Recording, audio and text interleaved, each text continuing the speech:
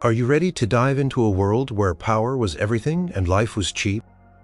Where crowns brought privilege but also poisoned chalices and shadowy assassins? Step back into the medieval period from the 11th to the 15th centuries, a ton of grand castles and brutal betrayals.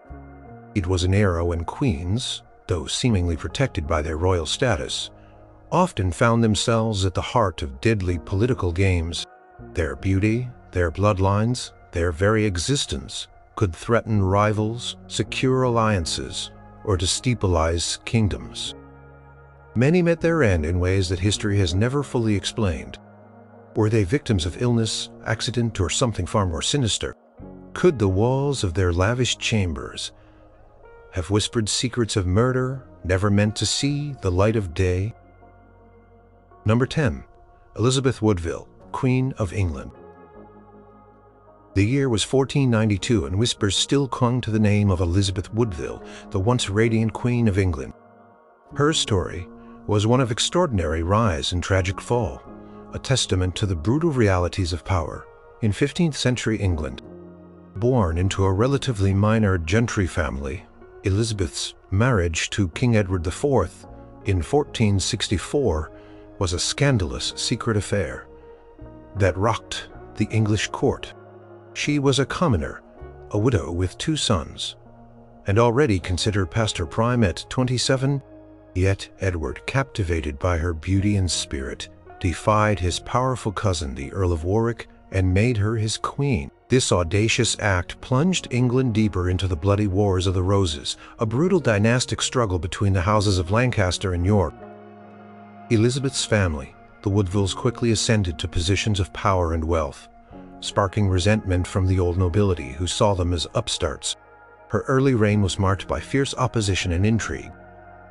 Warwick, known as the Kingmaker, openly rebelled against Edward IV, fueled by his fury over the Woodville ascendancy. Twice, Edward was briefly overthrown, and Elizabeth was forced to seek sanctuary in Westminster Abbey, giving birth to her eldest son, Edward, during one such desperate flight. She emerged victorious each time, her husband restored to the throne and her family's influence seemingly unbreakable. The death of King Edward IV in April 1483, however, shattered Elizabeth's world. Her eldest son, Edward V, a boy of just 12, was now king. But his uncle Richard, Duke of Gloucester, swiftly seized control, declaring himself protector. What followed was a swift and brutal power play. Elizabeth's brother Anthony Woodville and her second son Richard Grey were arrested and executed. Her 2 young sons, King Edward V and his younger brother Richard, Duke of York, were placed in the Tower of London, ostensibly for their safety. Elizabeth herself again sought sanctuary, clutching her daughters close, watching her family and her power crumble around her. The princes in the Tower, as they became known, were never seen again, their disappearance becoming one of England's most enduring mysteries. Richard of Gloucester then declared Elizabeth's marriage to Edward IV invalid, claiming they were pre-contracted to another, thereby bastardizing all of her children and usurping the throne for himself as King Richard III. Elizabeth, stripped of her queenship, her sons vanished, and her family decimated, was left powerless. Yet she was not entirely defeated. Secretly, she began negotiations with Margaret Beaufort, the mother of Henry Tudor, a distant Lancastrian claimant. They forged an alliance. Henry would invade England, defeat Richard III, and marry Elizabeth's eldest daughter, also named Elizabeth, uniting the warring houses and ending the devastating Civil War. In August 1485, Henry Tudor's gamble paid off. He defeated and killed Richard III at the Battle of Bosworth Field, claiming the crown as Henry VII. True to their agreement, he married Elizabeth of York, ending the Wars of the Roses and ushering in the Tudor dynasty.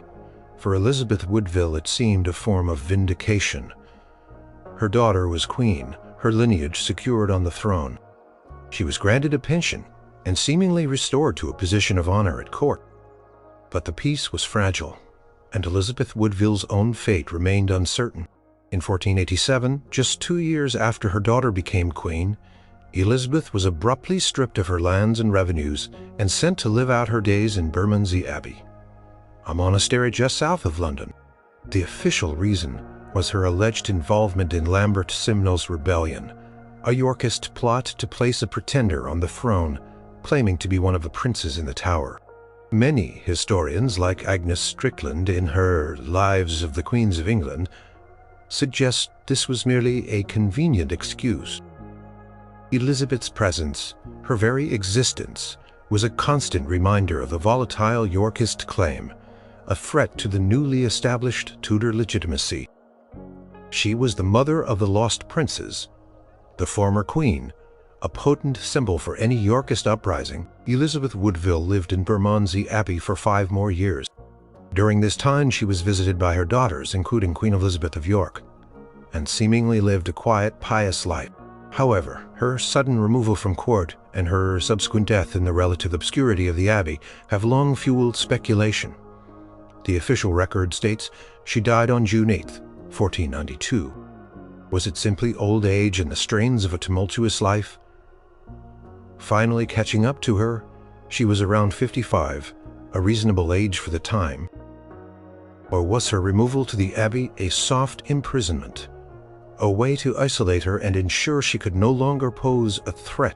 The historical accounts offer little insight into the circumstances of her final days.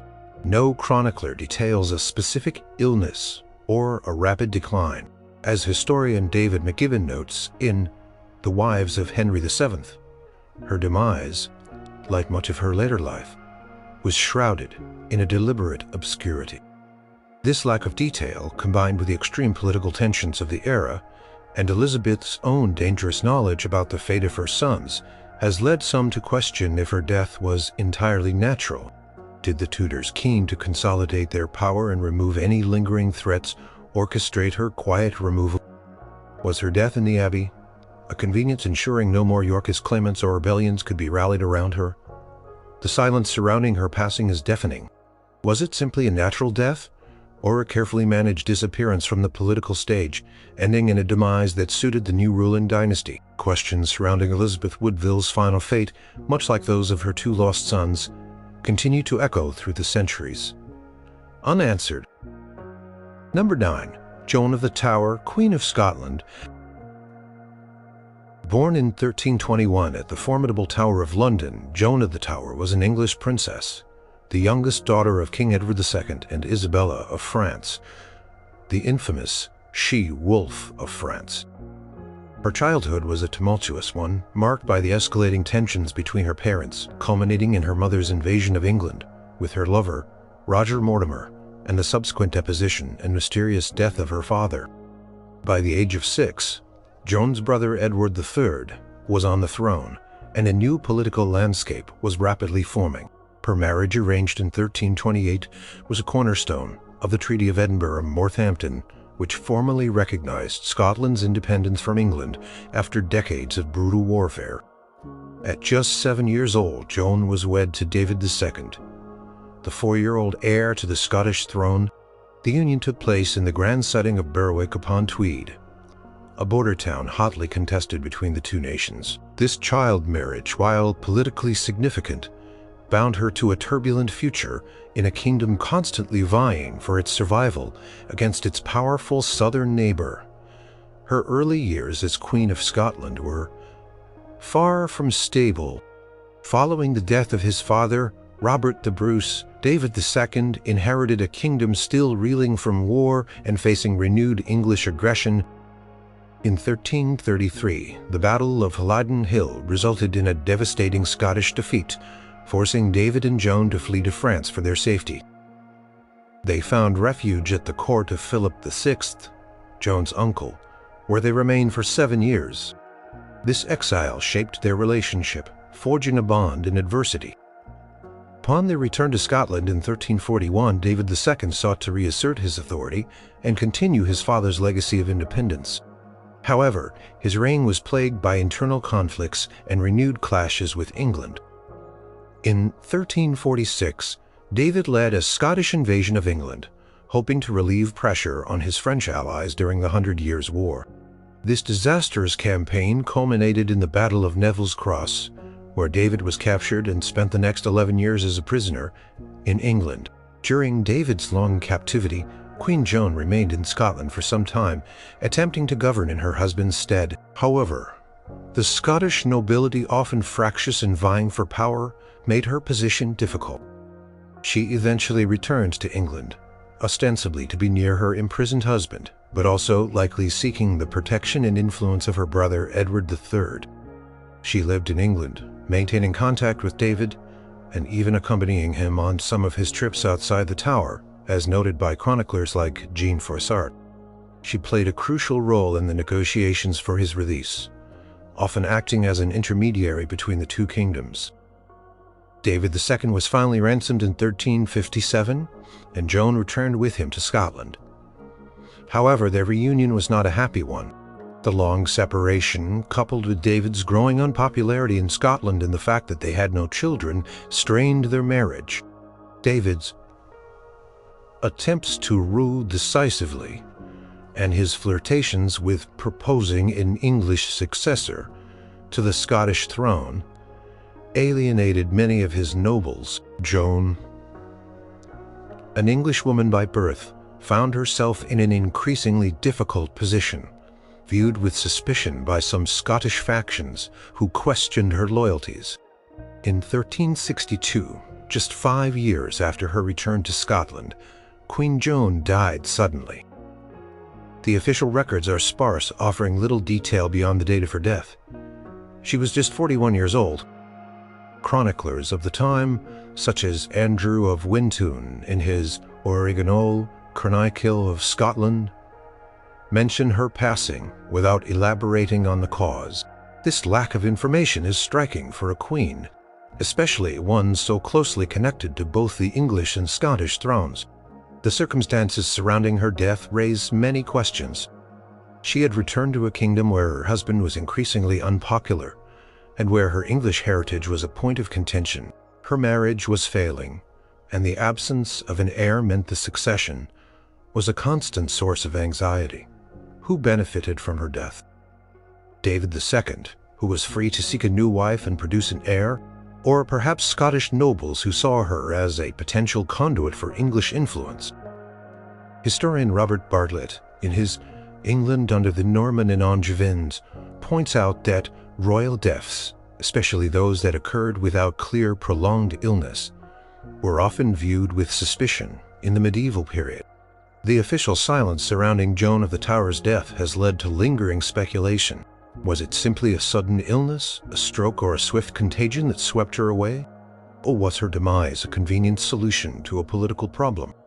Queen, who was an English princess, childless, and whose husband was exploring controversial succession plans, might have been seen as an obstacle by various factions. Without any definitive historical account or contemporary medical diagnosis, the manner of Queen Joan of the Tower's passing remains one of the unanswered questions in medieval Anglo-Scottish relations.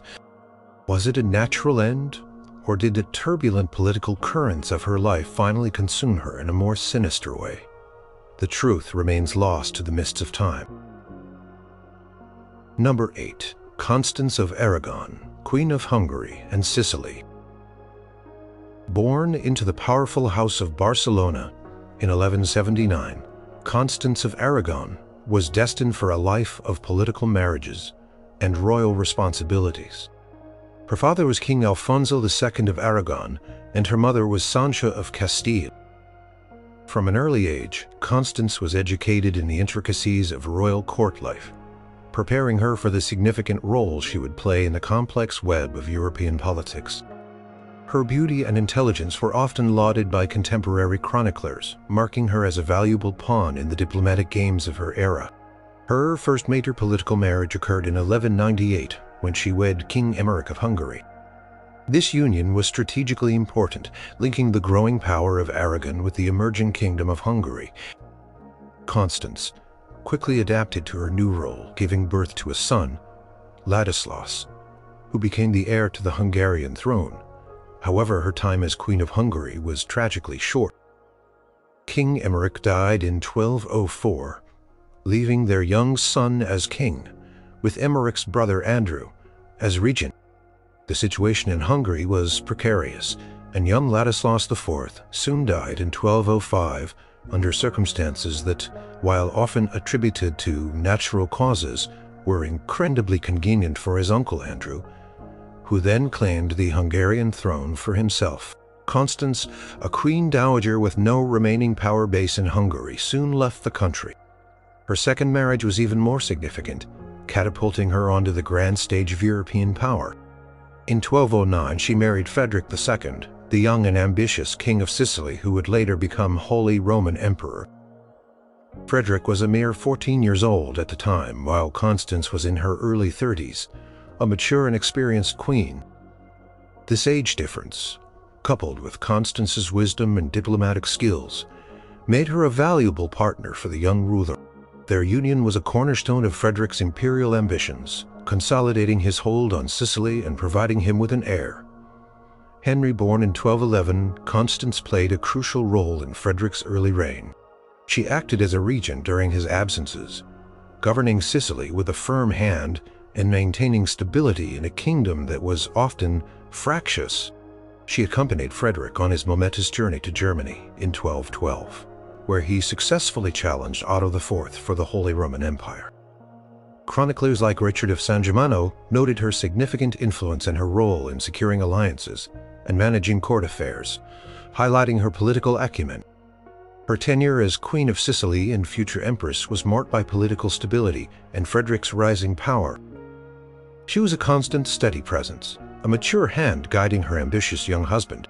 Their relationship, while a political alliance, appears to have been one of mutual respect. However, as Frederick's ambitions grew, so did the demands on his dynasty. He desired to secure alliances and expand his influence across Europe and into the Latin East. A key part of this strategy involved strategic marriages, and at the time of Constance's death, his sights were set on the wealthy and prestigious crown of Jerusalem, which could be acquired through marriage to its young heiress Isabella II of Jerusalem. In June 1222, Constance of Aragon died suddenly in Catania, Sicily.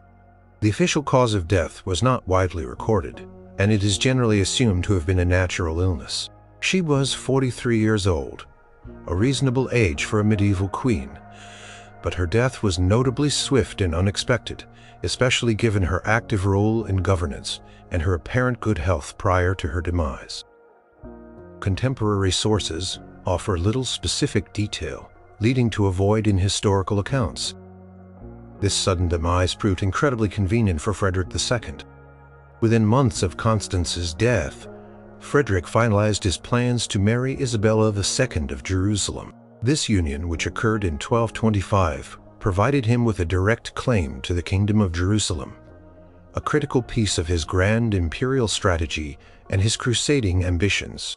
Historian Thomas Curtis Van Cleve, in his The Emperor Frederick II of Hohenstaufen, Imitator Mundi, observes that Constance's death cleared the path for Frederick's marriage to Isabella. The lack of detailed explanation for her sudden death, coupled with the immense political benefit it brought to Frederick II, has led to lingering questions. Was Constance's passing truly a natural event, or was it an intervention that removed a powerful, albeit aging queen, at a crucial juncture in Frederick's reign? While there is no direct evidence of foul play, the convenience of her death for Frederick's grand dynastic plans is undeniable. Did the rapid transition from a queen of mature years to a young heiress of Jerusalem happen purely by chance? In an age rife with political maneuvering and ruthless ambition, the swift, unexplained death of a queen who had outlived her immediate dynastic utility certainly raises a suspicious eyebrow. The true circumstances of Constance of Aragon's final moments remain shrouded in the unspoken conveniences of history. Number 7. Heloise of Cosences, Queen of Sicily. Heloise of Cosences, though less widely known than other medieval queens, was a tragic figure caught in the brutal power struggles of the late 12th century. She was the wife of William III, the last legitimate king of Sicily from the Norman dynasty. a dynasty that had shaped the island kingdom into one of the wealthiest and most culturally vibrant realms in Europe. Her exact birth date is unclear, but she was a noble woman from the region of Champagne, France, a connection that might have been part of the marriage alliance to bolster William's position against powerful rivals. William III's reign was agonizingly short and incredibly precarious. He ascended to the throne of Sicily in 1189, at the tender age of 9 following the death of his father, Tancred.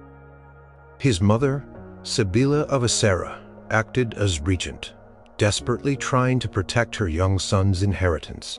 However, Sicily was a coveted prize, and a formidable claimant loomed large. Henry VI, the Holy Roman Emperor, husband of Constance of Sicily, the legitimate aunt of William III. Henry viewed William as a usurper and was determined to claim the rich Northern kingdom for the Hohenstaufen dynasty. The year 1194 marked the beginning of the end. For the Norman rule in Sicily, Emperor Henry VI launched a full-scale invasion. Despite initial resistance, the highly disciplined imperial forces overwhelmed the Sicilian defenses.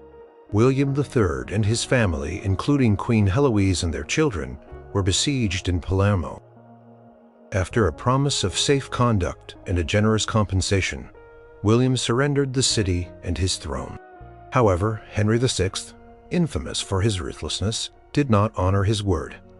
The fate of William III and his family was horrifying. William was captured and blinded, castrated, and then imprisoned in Germany, where he died in captivity, likely around 1198.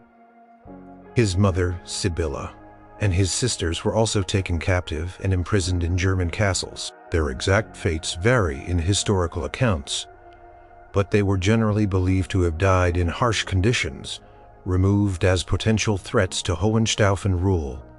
Queen Heloise of Cosences shared a similar grim fate.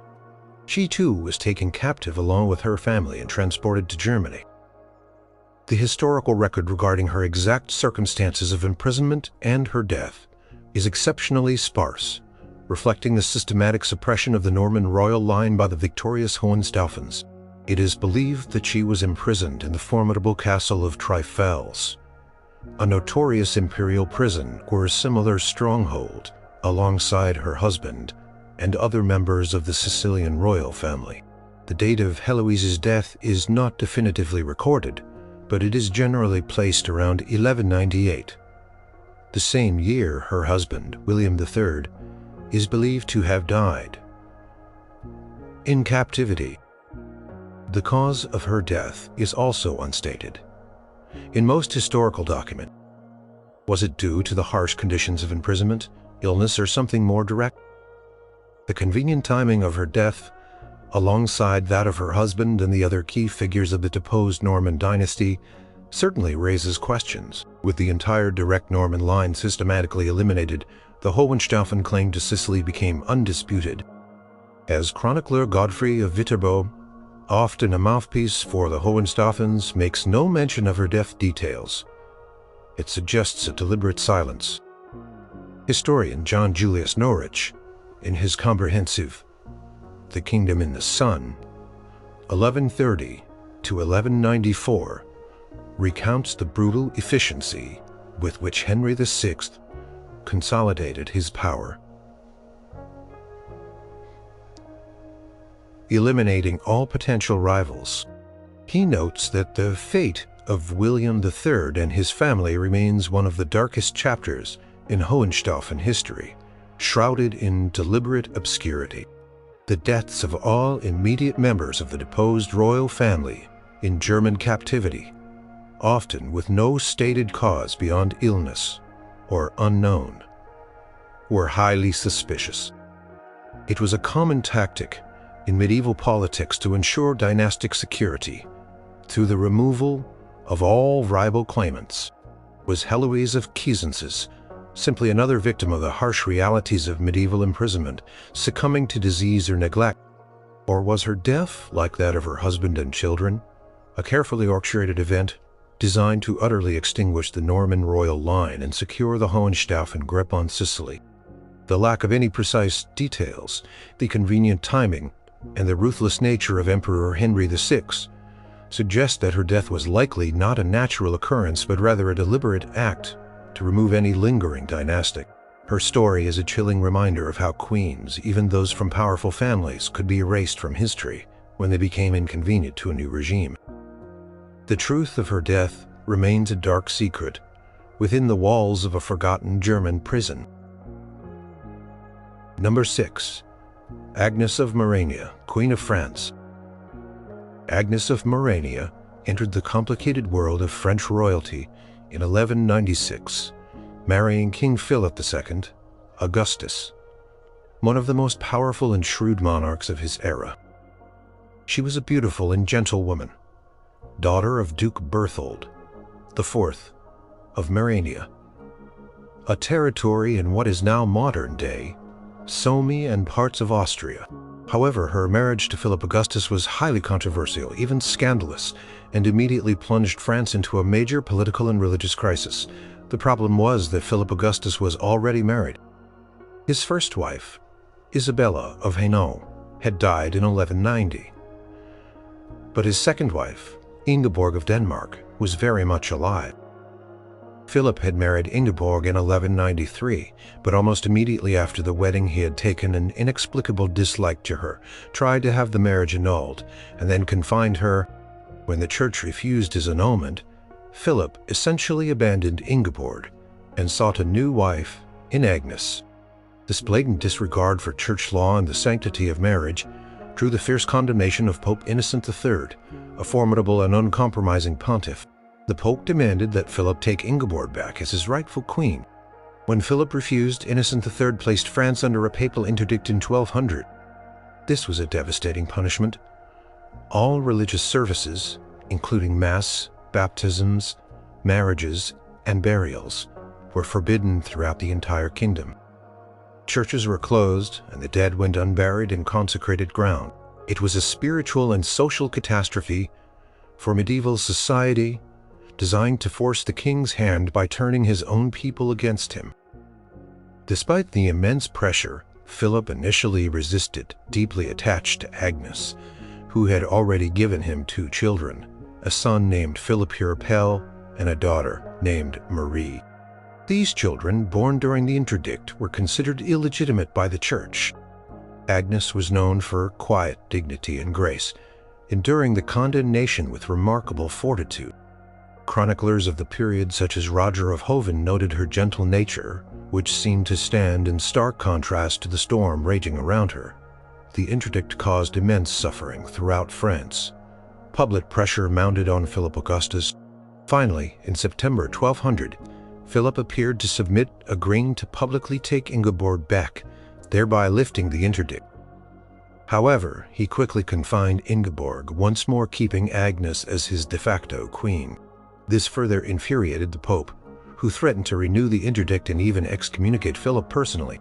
The crisis dragged on, threatening to undermine Philip's authority and destabilize his kingdom. It was against this backdrop of intense political and religious pressure that Agnes of Morenia died in July 1201 at the royal castle of Poissy. The official cause of death was attributed to complications following the birth of a 3rd child who was stillborn. She was around 24 years old. While childbirth was a notoriously dangerous ordeal for women in the medieval period, and deaths during or after delivery were common, the timing of Agnes's demise was incredibly convenient for King Philip Augustus. Her death immediately removed the primary obstacle to a resolution with the papacy. With Agnes gone, Philip no longer had a scandalous marriage to defend. He could, and eventually did, reconcile with Ingeborg, though he kept her largely confined for many more years. Papal interdict, which had been reinstated in some form and threatened to return in full force, was now definitively removed. The path was cleared for Philip to restore his standing with the Church and consolidate his power without the shadow of papal condemnation. The abruptness of her death, just as the pressure from the Pope was reaching its peak, has led some historians to question if it was truly a natural occurrence. There are no direct contemporary accounts of foul play, nor any specific chronicler accusations. However, The sheer political expediency of her death cannot be ignored. Was it a coincidence that she died at such a pivotal moment, resolving an intractable problem for one of Europe's most powerful kings? In a world where poison was a known tool of assassination, and where powerful figures often found convenient solutions to their dilemmas, Agnes's death remains suspicious. As the historian John W. Baldwin notes, in the government of Philip Augustus, foundations of French royal power in the Middle Ages, her death removed the main cause of papal wrath and cleared the path for Philip's eventual reconciliation. Was Agnes of Morenia a victim of a tragic but natural childbirth? Or was she a casualty of a desperate political maneuver to end a debilitating crisis? The lack of detail surrounding her final days, coupled with the immense benefit her death brought to the French crown, ensures that her demise remains one of the medieval period's most intriguing unanswered. The beautiful queen, who had unwittingly become the center of a papal storm, found her peace in a death that perhaps brought more peace to her husband's embattled kingdom. Number 5. Margaret of Denmark, Queen of Scotland. Margaret of Denmark entered the world stage in 1456, daughter of King Christian of Denmark, Norway, and Sweden, and his formidable queen, Dorothea of Brandenburg. From an early age, she was a pawn in the high-stakes game of European diplomacy. Her marriage was crucial for settling the long-standing financial disputes between Denmark and Scotland concerning the Orkney and Shetland Islands. These islands had been under Norwegian, and thus Danish, control. But Scotland coveted them. In 1469, Margaret married James III, King of Scots. The marriage treaty was a major diplomatic coup for Scotland. As part of her dowry, the Orkney and Shetland Islands were pledged to Scotland. If the full dowry was not paid, the islands would remain with Scotland. The dowry was never fully paid, and thus the islands, culturally Norse, for centuries, permanently became part of the Scottish realm. Margaret brought a substantial dowry and an end to a centuries-old territorial dispute, making her an exceptionally valuable queen. Upon her arrival in Scotland, Margaret quickly adapted to her new role. She bore James III 3 sons, ensuring the succession a critical duty for any medieval queen. Her eldest son, James, would later become James IV, one of Scotland's most celebrated monarchs. Margaret was described by contemporary chroniclers as beautiful, intelligent, and influential. She was a cultured woman who brought a certain refinement to the Scottish court.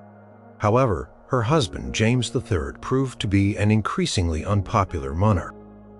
He was perceived as reclusive, preferring the company of favorite artists and musicians over his nobles, and was criticized for his perceived miserliness and his tendency to favor commoners over the traditional aristocracy.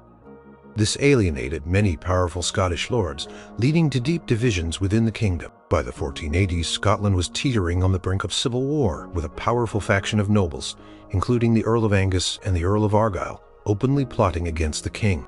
Queen Margaret, despite her strong position as mother of the heir and her Danish connections, found herself caught in the escalating conflict. She was a popular figure, often mediating between the king and his disgruntled nobles. Her influence at court was undeniable, and she was seen by many as a steadying force. As historian Jenny Wormald notes, in her Court Turk and Community, Scotland, 1470 to 1625, Margaret was a woman of considerable political astuteness, often a more effective ruler than her husband. The political crisis reached a fever pitch in the summer of 1482. James III's nobles, including his own brothers, orchestrated a coup d'etat at Lauder Bridge. They arrested the king's favorites and imprisoned James III in Edinburgh Castle. Margaret, displaying remarkable resilience, secured her husband's release in late 1482, further cementing her reputation as a formidable political figure. Despite this temporary resolution, the underlying tensions persisted. By the mid-1480s, a new and dangerous faction emerged, rallying around James III's eldest son, Prince James, the very heir Margaret had borne. This rebellion was fueled by the powerful noble families who despised the king and sought to replace him with his son. On July 14, 1486, Queen Margaret of Denmark died suddenly in Stirling Castle. She was just 30 years old. The official cause of death was not recorded in any detail, a common omission in medieval royal records, but the unexpected nature of her passing, coupled with the extreme political volatility of the time, immediately fueled dark rumors. The rebellion against James III, led by his own son, was gaining momentum. Margaret had been a significant figure, a queen who had proven capable of influencing events and stabilizing a turbulent court. Her demise meant the loss of a strong, experienced mediator between the warring factions. Contemporary whispers echoed in later histories, suggested foul play. Some rumored she had been poisoned. Who would benefit from such a deed? While James III was initially distraught by her death, her absence removed a powerful figure who might have stood in the way of a more decisive resolution to the burgeoning civil war. More importantly, her death removed a strong defender of the king, leaving him more isolated against his rebellious son and the ambitious lords. Historian Gordon Donaldson, in his Scottish Kings, observes that her death, so sudden and opportune, inevitably gave rise to suspicion.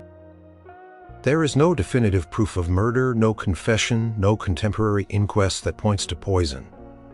Yet the question lingers. Was it a natural illness, a swift contagion that claimed a young queen in her prime? Or was Margaret of Denmark, a capable and influential woman, deliberately removed from the political stage at a moment of extreme tension, a silent casualty of the ruthless power struggles within the Scottish royal family? The truth behind her sudden death, shrouded in the political machinations of a kingdom on the brink, remains an enduring mystery. Number 4. Blanch of Burgundy, Queen of France. Blanch of Burgundy's story is inextricably linked to one of the most scandalous episodes in French royal history. The Tour de Nesle affair.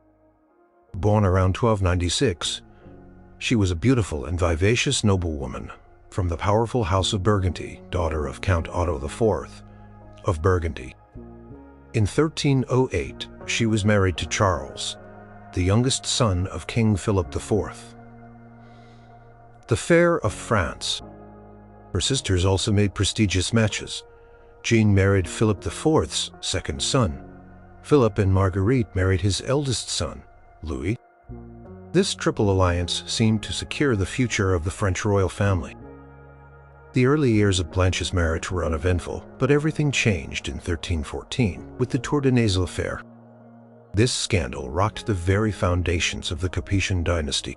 Marguerite of Burgundy, Blanche's sister, and wife of the heir apparent, Louis, and Blanche herself were accused of adultery. The accusations brought by their sister-in-law Isabella, daughter of Philip IV and Queen of England, alleged that Marguerite and Blanche had been engaging in long-term affairs with two Norman knights, de Delaunay brothers, within the royal residence of the Tour de Nesle.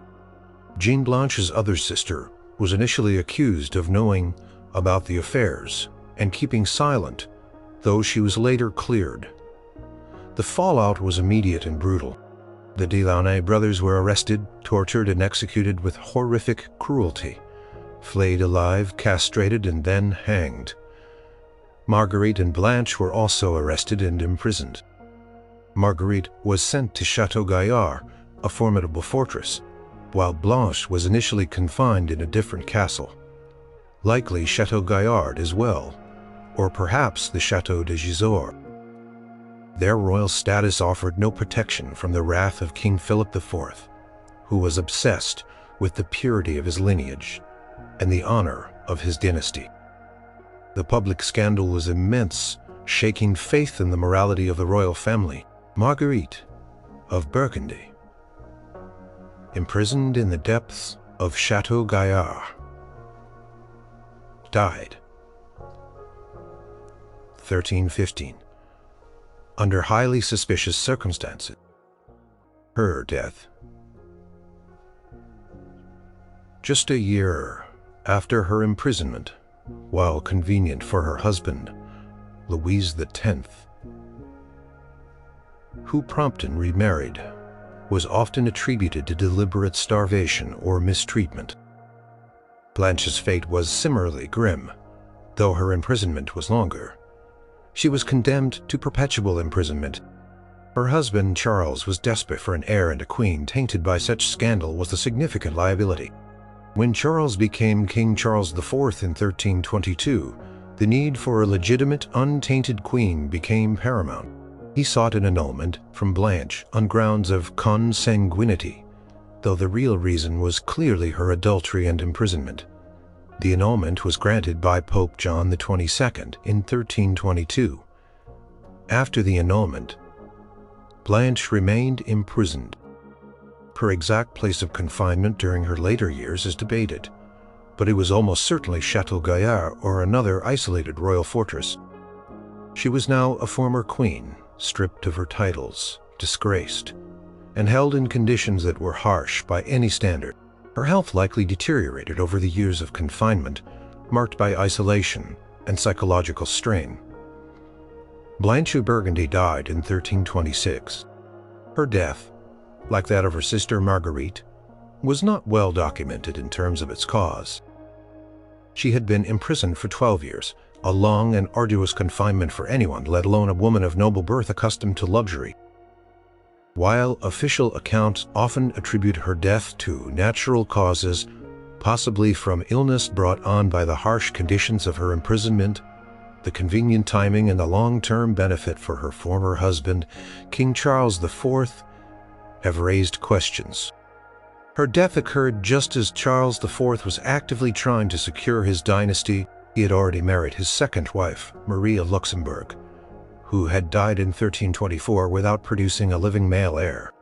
He was now married to his third wife, Joan d'Effre, and was desperately hoping for a son. Blanche's continued existence, even in prison, might have been seen as a lingering reminder of the scandal and a potential vulnerability for the Capetian line. As historian Elizabeth A.R. Brown notes in the Tour des Nez affair, Blanche's death, like Marguerite's, was a solution that spared the monarchy further embarrassment and cleared the way for an untroubled succession. Was Blanch of Burgundy simply another victim of the brutal conditions of medieval imprisonment, succumbing to disease or neglect after years of confinement? Or was her end hastened by those who wished to permanently erase her from the political landscape, ensuring that the scandal of the Tour de Nesle would never again pose a threat to the Capetian dynasty? The official silence surrounding the precise circumstances of her death, coupled with the political convenience it offered, ensures that Blanche of Burgundy's final moments remain shrouded in mystery. Her life ended behind cold stone walls. Her story, a chilling reminder of how even queens could be ruthlessly discarded when they became liabilities. Number 3. Anne Neville, Queen of England. Anne Neville, born in 1456, was a daughter of England's most powerful magnate, Richard Neville, the Kingmaker, Earl of Warwick. Her life was steeped in the brutal politics of the Wars of the Roses, a dynastic struggle that saw crowns won and lost and loyalties shift with deadly speed.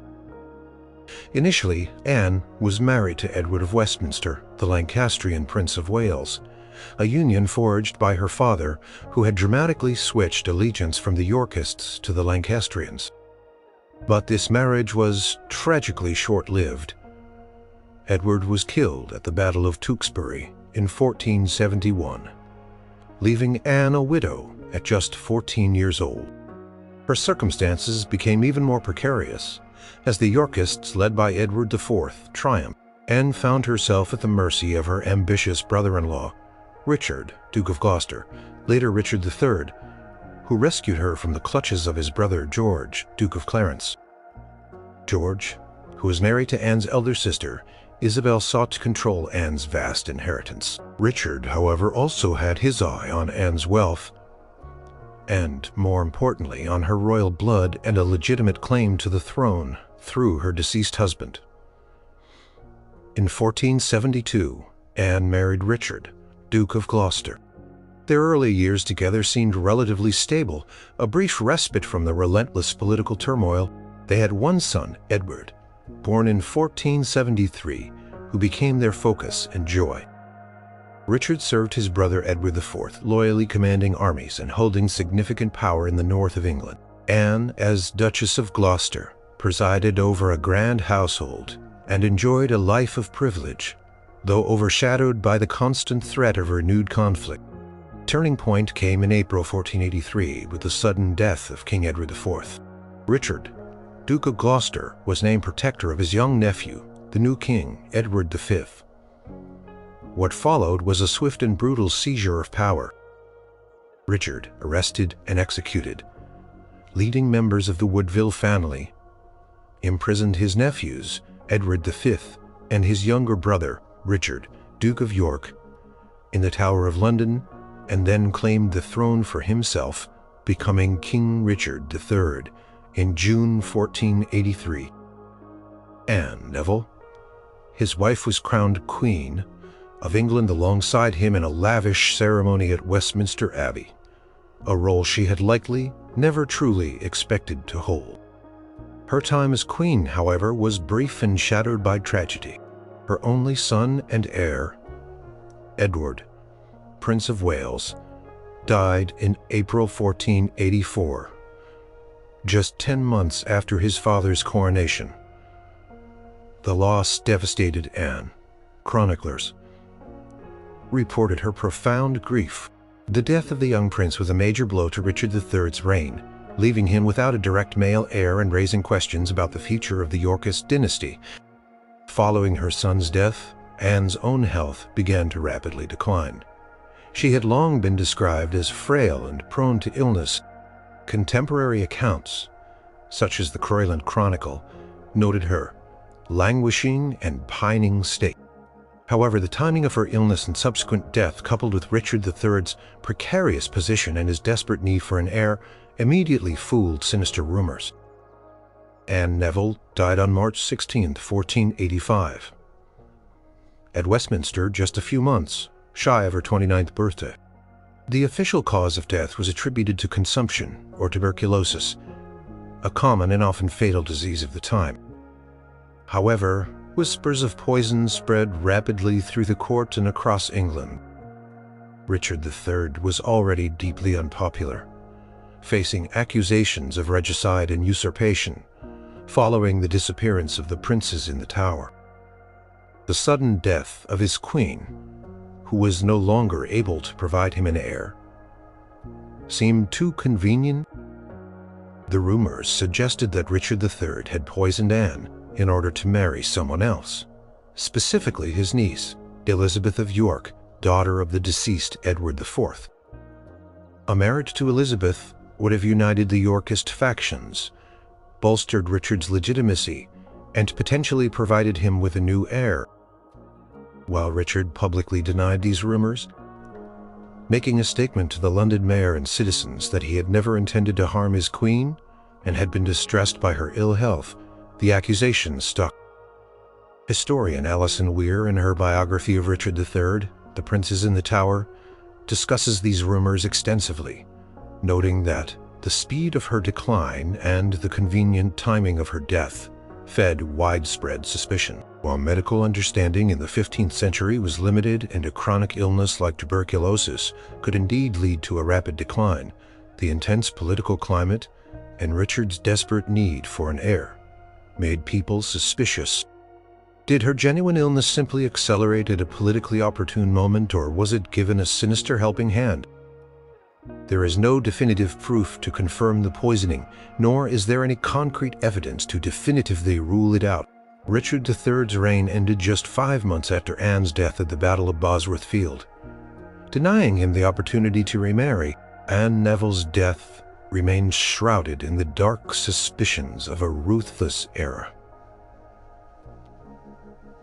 A lingering question mark on the character of a king whose reputation is still fiercely debated. Was she a victim of her illness or a victim of a king's ruthless ambition? The mystery of Anne Neville's passing continues to haunt the Tower of London and the annals of English history. Number 2.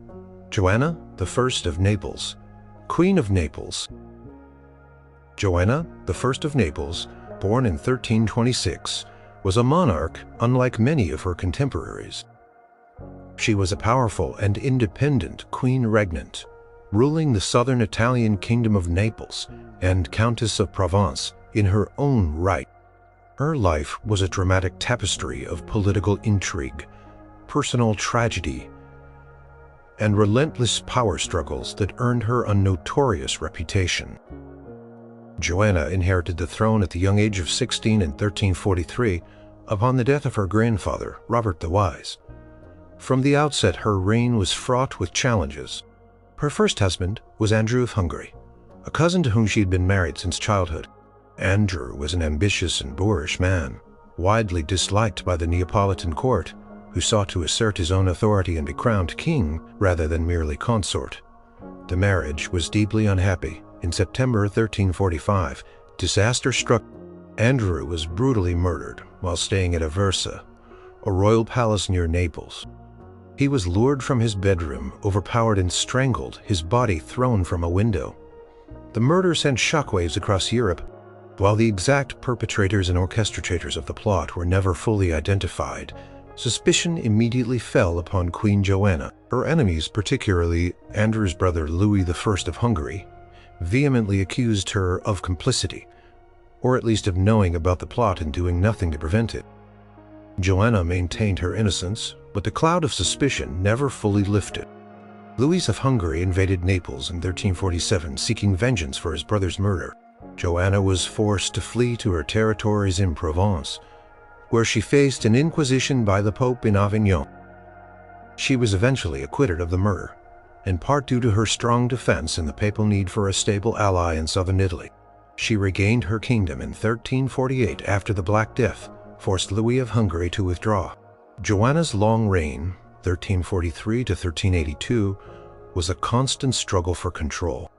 She married 3 more times, each marriage bringing new political alliances and new conflict. She ruled with considerable skill, navigating the treacherous waters of Italian politics, papal authority, and the ambitions of various European powers.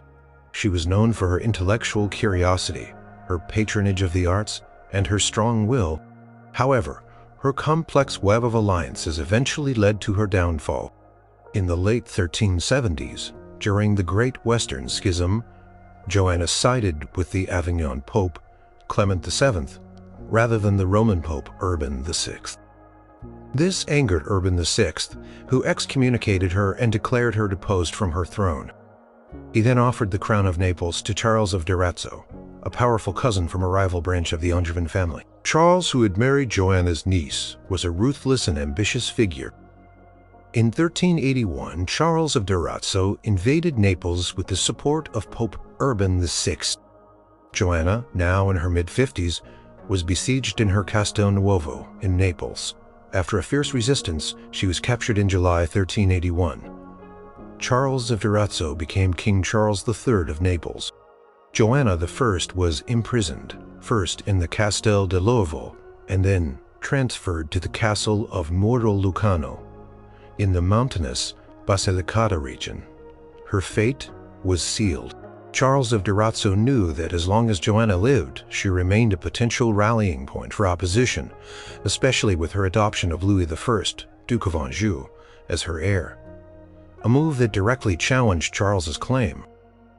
On May 12, 1382, Queen Joanna I of Naples was strangled to death at the castle of Muro Lucano. She was 56 years old. The method of her death was clearly an execution intended to ensure her permanent removal. Charles of Durazzo undoubtedly ordered her death. However, the exact circumstances surrounding her final moments and the precise individuals who carried out the act were not widely publicized or investigated. Chroniclers such as Dietrich of Nîmes simply record the fact of her strangulation.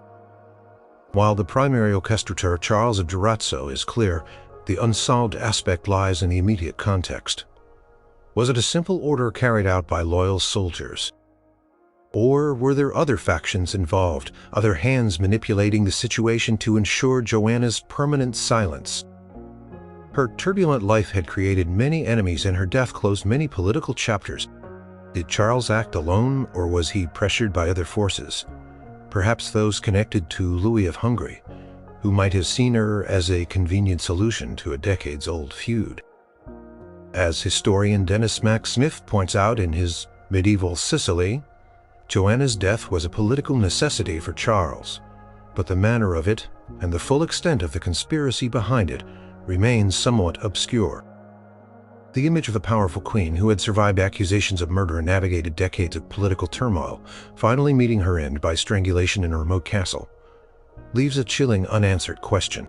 While the instigator is known, the full story of her final terrifying moments and the precise network of individuals involved in her ultimate demise remain lost to the dark corridors of medieval power.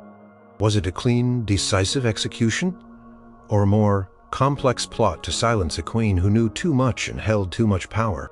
The mystery of Joanna I's murder, a brutal end to a dramatic life, continues to captivate. Number 1. Margaret, Maid of Norway, Queen, Designate of Scotland. Born in Norway in 1283, Margaret, often known as the Maid of Norway, was perhaps the most tragic and mysterious figure on this list. Her brief life and sudden death plunged the kingdom into a crisis that ultimately led to centuries of warfare. She was the daughter of King Eric II of Norway and Margaret of Scotland, who herself was the daughter of King Alexander III of Scotland. This lineage made her a pivotal figure in the succession of two kingdoms in 1286. A devastating tragedy struck Scotland. King Alexander III, an able and popular monarch, died after falling from his horse during a storm. His death was a catastrophe, as all of his legitimate children had predeceased him. His only surviving direct descendant was his 3-year-old granddaughter, Margaret, the Maid of Norway. Overnight, this young girl became the undisputed heir to the Scottish throne. The Scottish nobility, keen to ensure a peaceful succession and avoid the chaos of a disputed claim, formally recognized Margaret as their queen and heir apparent. This was laid out in the Treaty of Bergamo in 1290, which also stipulated that Margaret would eventually marry Edward of Caernarfon, the son of King Edward I of England, further uniting the two kingdoms and bringing a lasting peace to Britain. This proposed marriage was seen as a brilliant diplomatic move, a way to secure Scotland's independence while linking it to its powerful southern neighbor through a personal union, rather than outright conquest. The stage was set for Margaret to sail from Norway to Scotland and claim her crown.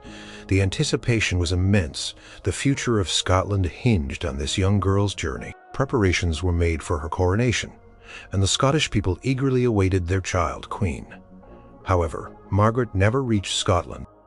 In late September or early October 1290, the ship carrying the young queen designate encountered severe storms. In the North Sea, the rough voyage reportedly took its toll on the frail child. She became gravely ill and was forced to land in the Orkney Islands. Then, still under Norwegian rule, it was on Orkney that Margaret, the Maid of Norway, died. She was just 7 years old. The exact date of her death is not precisely known, but it was sometime in late September or early October 1290. The official cause of death was attributed to illness brought on by the arduous sea journey. Contemporary chroniclers, such as Walter of Gisborough, simply report her death from sickness, but the sudden death of the young queen, at such a pivotal moment in Scottish history, immediately ignited suspicion and controversy. Her death left Scotland without a clear heir, plunging the kingdom into a succession crisis that quickly escalated into a long and brutal struggle for independence, known as the Wars of Scottish Independence. Over a dozen claimants emerged for the Scottish throne, all vying for power. This chaos ultimately led to King Edward I of England, Longshanks intervening as an arbiter, a role he exploited to assert his own dominance over Scotland, ushering in decades of conflict.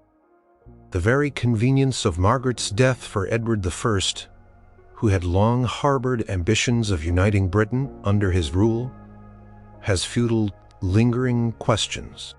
Was it truly a natural illness, Or was there foul play involved? Who benefited most from her demise? Edward I had everything to gain from the chaos that ensued. With no obvious heir, he could step in, assert his feudal overlordship, and ultimately try to impose an English puppet on the Scottish throne, or even incorporate Scotland into his own kingdom. There is no direct evidence or contemporary accusation of murder. No chronicler overtly stated she was poisoned or deliberately harmed. However, the lack of detailed records regarding her illness and the suddenness of her death at such a young age, coupled with the immense political consequences, has kept the mystery alive for centuries. As historian A.M. Duncan notes in The Kingship of the Scots, 842 to 1292, her death was a tragedy of immense proportions, the true circumstances of which are lost in the inadequate records. Could a 7-year-old child, suffering from seasickness or a common illness, have been deliberately denied proper care or perhaps subtly poisoned to remove her from the political chessboard? In an age where royal children were often seen as pawns, and where rivals would stop at nothing to gain power, the possibility cannot be entirely dismissed. The death of Margaret, the Maid of Norway, ended a dynasty and ignited a century of war, leaving her brief life and mysterious passing as one of the most poignant and truly unsolved royal deaths in medieval history.